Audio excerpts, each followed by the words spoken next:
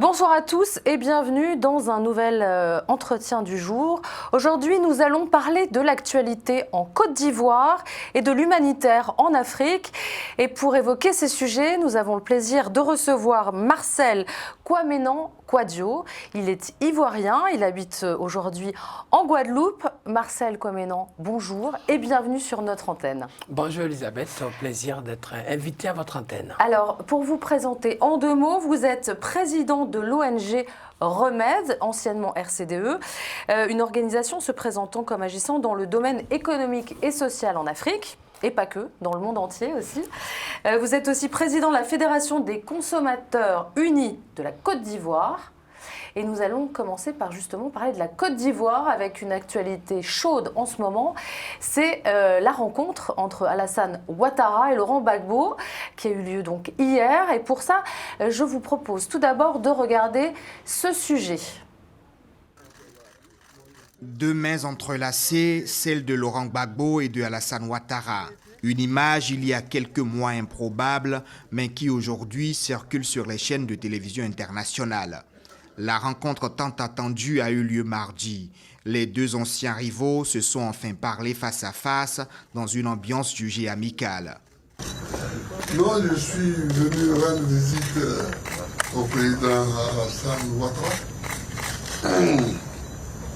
que je connais depuis longtemps. Et on a parlé fraternellement, amicalement, et je suis très heureux de cette discussion que nous avons. Humeur badine, sourire aux lèvres, les 2 hommes ont échangé dans une atmosphère de réconciliation pour leur première rencontre depuis leur duel à l'élection présidentielle de 2010. Une élection qui avait débouché sur une crise meurtrière avec plus de 3000 morts et qui avait valu à Laurent Gbagbo d'être transféré à la Cour pénale internationale, jugé puis acquitté. Une triste page que les 2 hommes veulent définitivement voir tourner. Bien sûr, il y a eu cette crise qui a créé des divergences, mais cela est derrière nous. Ce qui importe, c'est la Côte d'Ivoire, c'est la paix pour notre pays. C'est, comme dit Laurent, pour nous avancer, aller de l'avant, pour bien sûr nous-mêmes, pour les prochaines générations. Aller de l'avant, faire table rase du passé et réconcilier tout un peuple meurtri par des années de rivalité. C'est désormais le leitmotiv de Laurent Gbagbo et son successeur. Et pour accélérer le processus de réconciliation, l'ancien président a plaidé pour la libération des prisonniers de la crise post-électorale de 2010. Au moment de la crise de 2010-2011, et qui sont encore en prison. Alors, j'ai dit au président, et vous serez d'accord avec moi, que j'étais leur chef de file. Et moi, je suis dehors aujourd'hui. Et ils sont en prison. Et j'aimerais que le président fasse tout ce qu'il peut pour les libérer. Le président Alassane Ouattara s'est félicité de ce premier rendez-vous et a assuré que d'autres réunions avec son prédécesseur sont à venir après le mois d'août. Des réunions qui seront élargies aux autres figures de la scène politique ivoirienne, a promis le chef d'État ivoirien. Alors que pensez-vous de la réconciliation entre Laurent Gbagbo et Alassane Ouattara? Et d'abord, est-ce que c'est vraiment une réconciliation? Elisabeth, vous savez, quand je vois cette image, c'est une belle image. Vous savez, de tels actes, ce sont des actes forts pour aussi... parce que ceux qui étaient dans le passé en conflit et qui a permis à ce qu'il y ait certainement un désordre, beaucoup de souffrance, si aujourd'hui ils s'asseyent, ils parlent ensemble, je pense que c'est l'élément clé et essentiel à la situation de notre chère nation. Donc c'est un acte fort. Je trouve que le président a posé comme geste et l'ancien président a accepté comme rôle de se mettre ensemble et de parler d'un langage de la paix et surtout de demain. C'est ça qui est important. Alors justement, 10 ans après la crise post-électorale qui a déchiré donc le pays, la Côte d'Ivoire en 2010 et 2011, que symbolise cette rencontre entre le chef de l'État ivoirien et son principal ex-rival, Laurent Gbagbo? Mais Elisabeth, moi je pense que maintenant, ce acte doit symboliser un peu l'image forte que l'Afrique doit avoir. Il faut que les gens, à un moment donné, ceux qui étaient en désaccord, acceptent de s'asseoir ensemble. Il n'y a pas, je pense que ils ont même dit qu'il y aura d'autres rencontres. Et je pense qu'ils iront jusqu'à ce que d'autres personnes impliquées plus larges puissent suivre. En fait, c'est comme un fil pour que tous ceux qui sont derrière puissent suivre cet acte. Et en Afrique, il faut de tels actes parce que il n'y a personne qui décidera du calme, de la paix ou de la stabilité en Afrique. Seuls les Africains. Il faut qu'à un moment donné, les personnes concernées s'asseyent. Donc moi, je crois à cette sincérité, à cette profondeur de relation. Et aussi, l'image parle aussi. Vous savez, le fait de ne pas voir, de ne pas comprendre et voir de tels actes ensemble, ceux qui s'entendaient pas. Vous savez, l'Afrique, il faut comprendre, Elisabeth, qu'on vit avec son voisin. On vit avec son prochain. Il arrive que de différentes régions du pays se retrouvent à manger ensemble le matin, à midi, collègues. Et les gens, on a grandi comme ça, en fait. Le phénomène de rassemblement de multiples ethnies, voire un peu régions, sont ensemble. Donc, un tel acte est un acte encouragé et à continuer à faire sans que ça soit vu pour d'autres comme une trahison ou peut-être ou même quelque chose de bizarroïde. Et puis aussi, il faut que ce soit aussi un moment pour que, en France ou en Occident, que ce soit des actes qui soient encouragés. Vous savez, moi je suis pasteur, c'est un homme de paix. Et un homme de paix, je prie pour que la paix revienne, mais aussi j'encourage à ce que de tels actes se passent. Et je trouve qu'aujourd'hui, il est mieux de prévenir que plutôt de chercher chaque fois à régler, à recoller.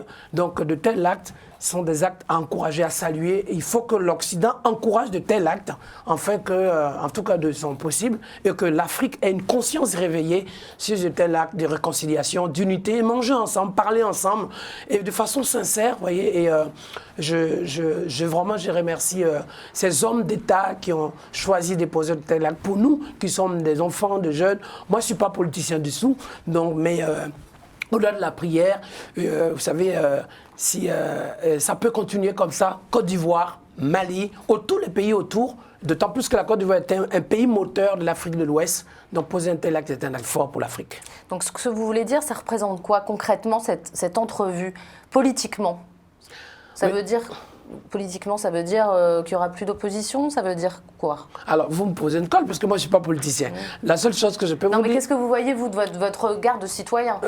Simple citoyen. Oui, moi, mon regard de citoyen...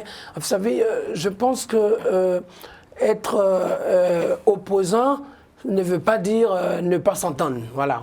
Être opposant politique, à mon avis, ne veut pas dire ne pas s'entendre. Au contraire, d'ailleurs, ce que j'ai vu, pour qu'il y ait une élection, il faut des personnes différentes en face. Donc, en d'autres mots, je trouve que ce acte qui est posé est un acte d'apaisement, de calme, et qui était une responsabilité aux politiciens de le faire. Et d'ailleurs, il faut qu'il y ait un tour de table pour que tous les concernés soient ensemble. Donc pour moi, oui, c'est un acte fort de réconciliation et utile pour les Ivoiriens. Alors, est-il prématuré, à votre avis, de parler de réconciliation nationale ? Non, mais une réconciliation, il n'y a pas de prématuré. Une réconciliation qui commence aujourd'hui, et d'ailleurs, ça commence quelque part. De réconciliation nationale, vous voyez ce que je veux dire par là, c'est-à-dire de réconciliation entre tous les partis. Mais justement, Elisabeth, quand on parle de réconciliation, il faut un début à quelque chose. Donc, on ne peut pas dire il faut qu'il y ait la réconciliation sans des actes concrets. Et les actes concrets de la réconciliation commencent par se parler, se rencontrer.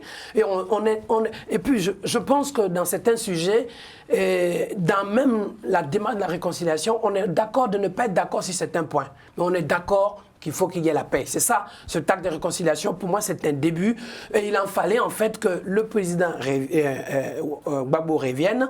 Il en fallait que le président Ouattara reçoive le président Gbagbo et qu'il s'affiche aussi devant tout le monde et qu'il pose des actes concrets. Il y en a eu avec Bédié en précédent. Donc, pour moi, c'est... Vous parlez de Conan Bédié. Comment vous expliquez, c'est un petit peu contradictoire de ce par rapport à ce que vous dites, que Laurent Gbagbo, dès qu'il est arrivé, est allé rencontrer Bédié et ils ont critiqué donc, la politique d'Alassane Ouattara. Donc, alors, qu'est-ce que vous en pensez? Mais moi, je pense plutôt que, je veux dire, l'opposition aux critiques, à mon avis, c'est même normal. Voilà, c'est ça la société aussi. On a le droit de dire ce qu'on pense sans pour autant être peut-être mal vu. Mais l'essentiel, par-dessus ce qu'on pense, à un moment donné, ce qui prime et ce qui est majeur, c'est la stabilité, c'est la paix. C'est la vie des Ivoiriens. Est-ce que vous pensez d'ailleurs que Laurent Gbagbo avec l'ex-président Bédié vont affaiblir Alassane Ouattara? Oui, ça c'est des calculs politiques et moi je ne suis pas politicien. Je pense que le président Alassane a eu des rencontres avec le président Bédié. Et maintenant pose un acte de rencontre avec le président Gbagbo. Donc je trouve que c'est aussi des actes symboliques. Alors que les deux, que Gbagbo aille voir le président Bédié, mais c'est même logique, c'est même logique. Je pense que ce sont des actes aujourd'hui à encourager. Après, dans quel contexte, je ne sais pas. Moi, ce que je sais, c'est que ça montre que tout le monde se parle. C'est ça, en fait. Mais à votre avis, pourquoi Alassane Ouattara a laissé rentrer Gbagbo au pays? Pourquoi il a autorisé ça? Est-ce qu'il avait le choix? Moi, je dirais que le président Ouattara, c'était un homme de responsabilité. C'est un président de la République de Côte d'Ivoire et tous les citoyens, à un moment donné, de son mieux, de ses capacités en tant que président, le max qu'il fait pour que, enfin, c'est son devoir de faire que tout le monde rentre, que tout le monde soit au pays, que les gens vivent. Donc, c'est quelque chose qu'il fallait faire, donc qu'il a fait et que je sais qu'il y a certaines personnes qui peuvent penser différemment ou pas, bon, c'est libre, mais je pense ce que je vois actuellement en tant que citoyen, en tant qu'un homme de paix, c'est le résultat qui compte et qui permet à ce que demain les gens soient capables de s'asseoir ensemble. Donc, que Bédié s'asseye avec Gbagbo, c'est une bonne chose. Que Gbagbo s'asseye avec Ouattara ensemble, c'est une bonne chose. Mais demain, que tous les trois soient ensemble et que même tous ceux qui sont autour, les plus jeunes et tout, et s'asseyent ensemble, donc, comme une famille en fait. Une famille s'assoit, et autour de la table, il y a la grand-mère, il y a les parents, il y a les enfants et les petits-enfants. Et à un moment donné, c'est le symbole même fort de la famille. Et l'Afrique est habituée à ça en fait. L'Afrique n'est pas habituée à ceux où on dit oui, ceux qui sont du nord, de l'est. Non, l'Afrique est habituée à vivre ensemble et être ensemble, manger ensemble. Vous voyez, en Occident, on a appris à manger avec des couverts. Mais en Afrique, quand moi j'étais petit, on mangeait tous dans la même main, avec la main, dans la même assiette. C'est ça l'Afrique. Alors, qu'est-ce que vous pensez de cette revendication de Laurent Gbagbo qui a demandé à Alassane Ouattara la libération des prisonniers considérés comme des prisonniers politiques par l'opposition? Alors vous me posez une sorte de colle un peu, hein, parce que moi je ne suis pas politique du tout. Alors par contre, étant un homme de paix en fait, il a déjà posé de tels actes de président Ouattara, à gracier certaines personnes, donc plusieurs personnes. Donc je pense que quand on a la possibilité d'aider et d'emmener quelqu'un à voir sa liberté, et je pense que c'est une bonne chose que le président demande. Après, voilà, qui décide, voilà, moi je fais qu'observer, et ma prière justement c'est que ceux qui sont, même, il n'y a pas que ceux qui sont en prison, il y a des gens qui, vous savez, les gens font circuler la peur, machin, voilà, et les gens ont peur de vivre ensemble. Donc si de tels actes est posé, c'est un acte très fort. Vous m'avez posé la question tout à l'heure, quel est l'intérêt qui fait rentrer Gbagbo, quel est aussi pourquoi est-ce qu'il ne libérerait pas les gens. Mais vous savez, le président Alassane pose des actes, et par définition, ce qui fait un homme d'État, justement, ce sont les actes que la personne pose. Et donc, à votre avis, il va s'exécuter à la demande de Laurent Gbagbo, il va les libérer, ces prisonniers à votre avis, ou c'est un petit peu trop demandé? Non, mais j'en sais rien, moi. Moi, ce que je sais, c'est que si j'avais l'occasion d'être devant lui, je ne l'ai jamais rencontré, je ne le connais pas, je lui dirais, Monsieur le Président, en tout cas, que vos enfants, vos populations soient tranquilles. Et vous avez commencé à poser des actes, vous continuez de poser des bons actes, continuez de sorte que tout le monde se retrouve en tranquillité et en sécurité et surtout en paix et en libre circulation dans notre chère nation où je suis fier d'y être. Je suis né dans ce pays et c'est mon pays. J'ai un deuxième pays, c'est la France, mais voilà, j'y tiens beaucoup à la Côte d'Ivoire, c'est mon pays. Alors maintenant, parlons un petit peu de vous. Vous êtes engagé dans l'humanitaire. Alors, quelle est l'urgence aujourd'hui, d'abord en Côte d'Ivoire? Est-ce que vous faites des actions avec Remède en Côte d'Ivoire? Alors, en Côte d'Ivoire, oui, on fait des actions. On a donné à manger à plusieurs centaines de familles qui étaient en détresse aujourd'hui alimentaire. Vous savez, avec déjà les conditions précaires que connaît l'Afrique dans des quartiers reculés. Donc, il y a beaucoup d'ONG et d'associations qui s'organisent dans le domaine de la charité. Et nous, on est venus renforcer, en fait, avec aussi notre domaine qui est prendre en charge, financer, soutenir. Et puis, sans oublier que à certains endroits, il y a des gens qui ont des problèmes scolaires. Donc, on achète des cahiers aussi à manger. Donc, on aide ces enfants à avoir un peu de base au niveau de l'éducation. Mais sinon, Remède répond aussi dans le domaine de la santé, où on aide avec des installations de matériel de premiers soins en urgence. Quelqu'un qui se blesse, s'il n'y a pas un garrot pour arrêter le sang qui coule, on peut dire tout ce qu'on veut. La personne aura du mal à vivre, à survivre. En Occident, c'est plus facile. Et aujourd'hui, on travaille avec des associations, des structures avec lesquelles nous récoltons.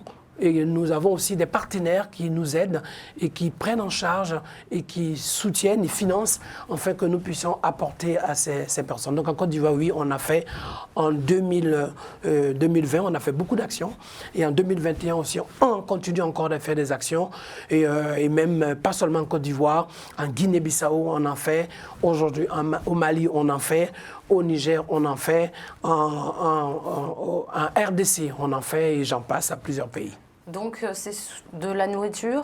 La nourriture. Des masques? Des masques, hein. La nourriture, des masques. On apporte même des couches et même du matériel pour les dames dans leur moment de menstruation où les gens prennent des tissus. Vous imaginez, Elisabeth, des tissus à la place de serviettes hygiéniques. De serviettes hygiéniques. Donc, on amène tout ça pour aider ces pauvres dames qui avaient besoin simplement, mais comme il n'y en a pas. Et donc, on n'aide pas que la nourriture, on intervient aussi au niveau des masques par rapport au corona, d'autant plus qu'avec le corona actuellement, la situation sanitaire, il y a beaucoup encore qui se retrouvent très isolés parce que, vous voyez, il n'y a plus de fluidité au niveau des bateaux, au niveau des avions. Donc, il y avait des structures qui fonctionnaient très bien. Donc, aujourd'hui, il faut répondre. On a fait partie beaucoup de masques aussi et du matériel en océan Indien, aux Comores. Voilà, à Madagascar et j'en passe.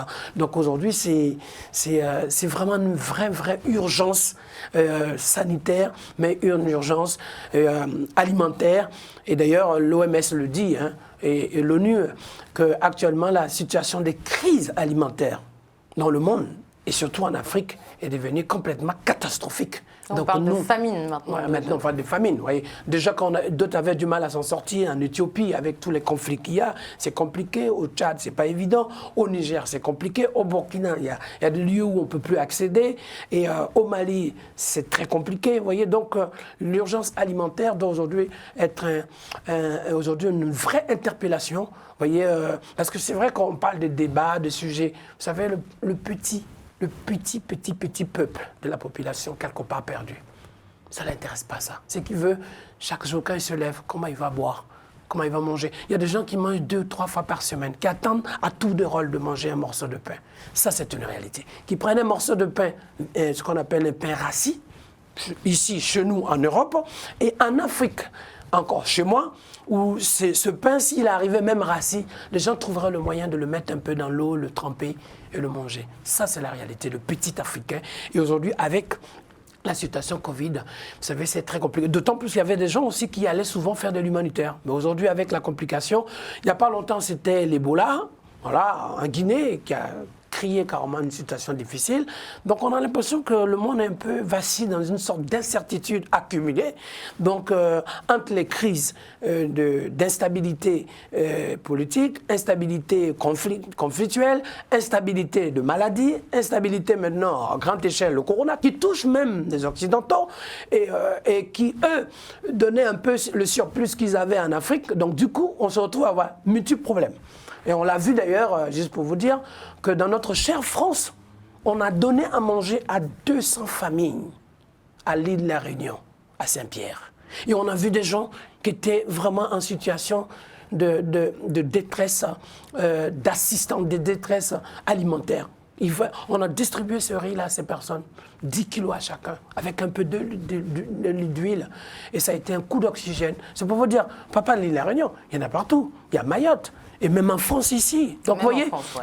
alors, si maintenant en France, là où on pouvait un peu mieux s'en sortir, et on rencontre ces difficultés, donc imaginez l'Afrique qui n'a jamais eu l'occasion de croire qu'une autre issue était possible que son quotidien difficile qu'il avait. Alors d'ailleurs, on vous parlait d'aide. Les pays ont plaidé en juillet dernier à Abidjan, Côte d'Ivoire, auprès des principaux donateurs de l'Association internationale du développement, afin de mobiliser 100 milliards de dollars. Ces 100 milliards devraient être mobilisés pour l'Afrique. Est-ce que vous pensez que cette somme sera suffisante pour arriver à bout de ces problèmes? Elisabeth, moi je dis déjà, c'est quelque chose déjà qu'il faut encourager. Parce que mobiliser à 100 milliards... Alors maintenant, il y a une autre chose, c'est que entre ce qui est dit à mobiliser et ce qui est fait, souvent il y a un décalage. Donc on espère que ce qui est proposé, ce qui est promis, aille jusqu'au bout et surtout soit concrétisé, parce que c'est ça la réalité. Et bien redistribué, parce que... Ah bon, après ça c'est encore autre chose après. Donc c'est vrai que les deux vont de pair, voilà. Mais si c'est donné, si c'est récupéré, si c'est vraiment concrétisé, je pense déjà que c'est un jeu fort, c'est un message fort, parce que c'est quelque chose qui vient s'ajouter à ce qui se fait déjà. Donc on ne peut que saluer et remercier, mais dire que 100 milliards ne suffit pas pour régler le problème d'Afrique. Oui, on parle d'Afrique. de 285 milliards de dollars qui seraient nécessaires pour sortir de l'Afrique de la famine et de ces problèmes de... Mais pour 1,2 milliard de personnes, et dont 70% sont en situation de zone fragile, je dirais que cette somme-là, vous savez très bien, il n'y a pas longtemps, l'Europe a voté près de 700 milliards. Pour ne pas dire même plus. Pour le plan européen, ouais. Ah ben oui, vous voyez, donc alors que et l'Afrique a 1,2 milliard de population, donc vous voyez, c'est pour vous dire que c'est un calcul, une estimation pour essayer de venir au plus près. Et on n'a même pas encore touché certains problèmes. Donc vous voyez l'avenir noir pour l'Afrique? Non, pas du tout. Moi, je dis que ce qui a été fait est une bonne chose. Moi, je vois plutôt l'avenir, peut-être une prise de conscience, parce que si, pour la première fois, on pose un acte à 100 milliards de dons et de promesses, et surtout de prévisionnels d'aide à cette Afrique, et qu'on pense plus tard à près de 300 milliards, donc il y a une prise de conscience, il y a une volonté de faire. Après, la volonté, il faut que ça soit accompagné de ce qu'on appelle des actes concrets. Et ça, à ce niveau, moi, voilà... vous n'y croyez pas? Déjà, moi, je suis un bon croyant. Donc, Elisabeth, vous voyez, donc je suis un bon croyant. Et dans mon rôle de pasteur, vous savez, c'est non seulement... souvent, on voit des gens qui sont en difficulté et souvent, on se dit, mince, qu'est-ce qu'il faut? Voilà. Donc, c'est pour ça que j'ai accepté aussi cette mission. Parce qu'à un moment donné, les gens, ils n'ont pas seulement que de problèmes moraux ou de problèmes peut-être alimentaire. Souvent, ils ont besoin plus que l'alimentaire, l'habillement, logement. Donc, c'est pour ça qu'il faut, tant qu'on peut aider et aussi contribuer, que ce soit matériel ou... voilà. Donc, alors là, quelle est votre prochaine mission? Alors, notre prochaine mission, c'est RDC. Notre prochaine mission aussi, c'est la Côte d'Ivoire.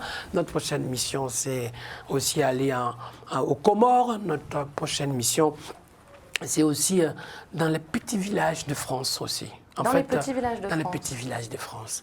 Parce qu'il y a certains villages de France et en Europe. Aussi, notre prochaine mission, c'est la Belgique avec l'inondation. Voilà. Donc, parce que 90% de ce qu'on fait, c'est l'Afrique. Mais on se rend compte qu'aujourd'hui, ça tire un peu plus ici. Et puis, voilà. Donc, c'est pour ça que dans ces différentes missions, on aimerait qu'on pense à celui qui est à côté. Vous savez, on est actuellement à Paris. Quand vous faites le tour du périph', vous allez voir qu'il y a des gens qui vivent sur des petits chapiteaux. Les migrants. Les migrants. Et puis pas que. Des Français même. Des Français, voilà. Des Français Donc, de voyez, souche qui sont et notre prochaine mission, justement. sans domicile fixe. Exactement. Et ces personnes qui sont là, et on a été frappé aussi la même chose à San Diego, et à certaines régions du monde, des États-Unis. On a vu des personnes qui sont là, et en fait, après, qui sont de tel pays ou de tel endroit, de tel quartier, nous, on ne voit pas ça. On voit juste une personne. Une personne qui, en temps de froid, de chaleur, du vent, de neige, vit à un seul et même endroit, en difficulté et en situation d'urgence alimentaire ou d'assistance. Donc pour nous, c'est ça qu'on veut vraiment apporter. Donc prochaine mission, c'est ça qu'on entend faire. Et on a des équipes. Moi, je suis président, mais j'ai des équipes. Et je remercie les gens qui nous appellent pour dire, voilà, j'ai un conteneur, Marcel, écoute, je peux t'envoyer tel conteneur, voilà, je peux aider pour le Liban, je peux t'envoyer un conteneur pour le Niger, et dans lequel il y a des lits, il y a des trucs, des assistances, il y a même des trucs nourriture pour bébé, des petites couches, voilà. Et je remercie toutes ces personnes qui le font, parce que vous savez, c'est... Donc on peut donner sur remède, www.remède.org. Voilà, on peut donner sur remède-gouv.org. Ça, c'est notre site. Donc on peut au moins... vous savez, aujourd'hui, il faut que la société se rende compte que l'humain doit être au milieu. On a trop mis la machine, on a trop mis les finances, on a trop mis l'économie ou d'autres choses au milieu. Et on a mis de côté l'humain. Il faut que l'humain revienne dans tous les domaines. Et d'ailleurs, c'est pour ça ma raison d'être là et de m'élever, de dire qu'est-ce que je peux faire. C'est un peu ça. Et qu'on ne soit pas toujours en train de regarder, est-ce qu'il n'y a pas un tourloupe ou un truc bizarre? Non. L'humain au centre, c'est la meilleure vie et c'est l'avenir. D'ailleurs, je vais vous dire, Elisabeth, pour terminer, en tout cas en ce qui me concerne, que le Covid ne nous donne pas le choix de se rendre compte qu'on a un seul et même combat. Se rendre compte que si on ne se lève pas pour l'avenir de l'humain, alors le Covid ou autre chose va nous montrer qu'eux, ils sont là pour nous détruire et nous exterminer. Donc ramenons l'humain en place. Vous allez voir qu'on va se battre pour les mêmes raisons. On va se battre pour un avenir meilleur. Merci. Et bien sur ces belles paroles, on va se quitter. Marcel Kouamenan, merci, d'être venu sur notre plateau. Merci. L'entretien du jour, c'est terminé pour aujourd'hui. À très bientôt pour un prochain numéro. Bonne soirée à tous.